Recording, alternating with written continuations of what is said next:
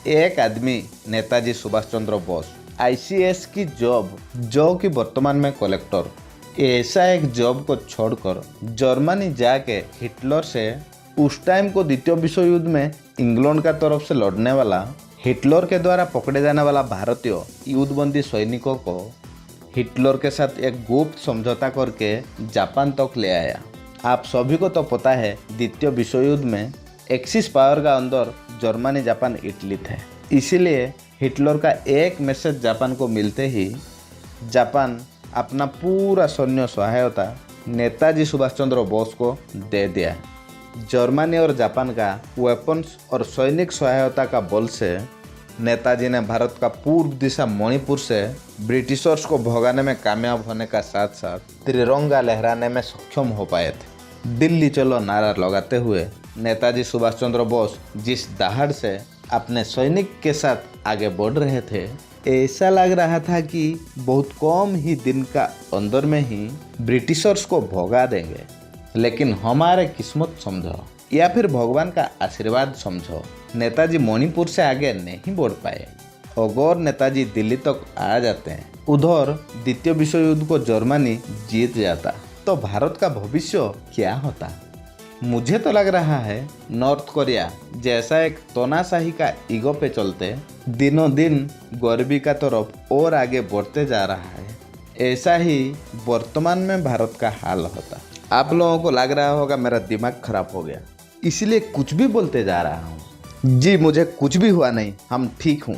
जो सच बात है वही बोल रहा हूँ। आप लोगों को लग रहा होगा नेताजी जीत जाते, भारत को 2 साल पहले ही ब्रिटिशर से आज़ादी मिल जाता, हम भारतीयों को नेताजी जैसा एक वेल एजुकेटेड प्रधानमंत्री मिल जाता, हो सके तो पाकिस्तान बनता ही नहीं। ये बात आप और मुझे बहुत इजीली दिख रहा है। उसका पीछे चलकर एक बार देखेंगे तो पीछे में हिटलर जैसा एक तानाशाही क्रूर नरराक्षस बैठा दिख रहा है, जो लाखों यहूदी, भारत में मारवाड़ी जैसा जर्मनी का उद्योगपति, व्यापारी, पढ़ा लिखा लोग थे, उन सभी को कंसंट्रेट कैंप में ले जाके गैस चैम्बर में जहरीला गैस का मदद से मार रहा था। हिटलर को डर था यहूदी सब पढ़ा लिखा लोग हैं, ये लोग मुझे रोकेंगे, इसीलिए वो जर्मनी से यहूदियों को मार के ख़त्म कर देने का प्लान बनाया था। ये खाली प्लान ही नहीं था, लगभग 70 से 80% यहूदियों को मार चुका था। अच्छा हुआ कि जर्मनी द्वितीय विश्व युद्ध हार गया। हिटलर 30 अप्रैल 1945 को सुसाइड कर दिया। उसके बाद भी जापान का घमंड टूट नहीं रहा था। जापान का तानाशाही हरकत और बढ़ रहा था, बरं कमने की नाम नहीं ले रहा था। तो ऐसा में मजबूरन यूएसए जापान का हिरोशिमा में 6 अगस्त 1945 को लिटिल बॉय नामक एक न्यूक्लियर बम गिराया। उसका 3 दिन के बाद नागासाकी में 9 अगस्त 1945 को फैट बॉय नामक और एक न्यूक्लियर बम गिराया। उसका चलते तुरंत लगभग 2 लाख लोगों को अपना जीवन से हाथ धोना पड़ा। उसका 6 दिन बाद 15 अगस्त 1945 को जापान ने यूएसए के सामने सरेंडर कर दिया। इधर जापान सरेंडर कर दिया, उधर हिटलर मर गए। ऐसा में नेताजी को पीछे से मनी, फूड, वेपन्स का सप्लाई रोक गया। इसीलिए नेताजी का आज़ाद हिंद फौज मणिपुर से आगे नहीं बढ़ पाया। नेताजी का सेना को आगे बढ़ पाना, दिल्ली को जीत पाना तब संभव था जब हिटलर जिंदा होता। हिटलर जब तक जिंदा होता, जापान पे कभी यूएसए न्यूक्लियर बम नहीं गिरा पाता, तब जाके नेताजी ने दिल्ली को जीत पाता। आप लोगों को क्या लग रहा है, नेताजी दिल्ली जीत जाने से हिटलर सुभाष बोस को बच्चा समझकर प्यार करता क्या?